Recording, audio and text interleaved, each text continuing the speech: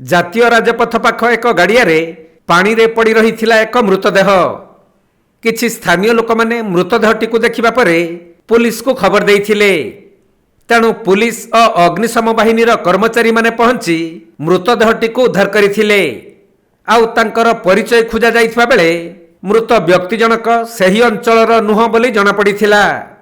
ଏପରିକି ମୃତଦେହଟି ପ୍ରାୟ 3 ରୁ 4 ଦିନର ହେବ ବୋଲି ଅନୁମାନ କରାଯାଉଛି।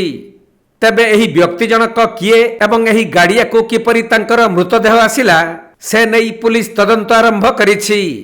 ଆଜି ସକାଳେ ଢେଙ୍କାନାଳ ଜିଲ୍ଲା କାମାକ୍ଷାନଗର ଥାନା 53 ନମ୍ବର ଜାତୀୟ ରାଜପଥର କଇଁବିଲି ଗାଁ ଛକ ନିକଟ ଏକ ଗାଡ଼ିଆରେ ଜଣେ ବ୍ୟକ୍ତିଙ୍କର ମୃତଦେହ ପଡ଼ିଥିବା ସ୍ଥାନୀୟ ଲୋକମାନେ ଦେଖିଥିଲେ।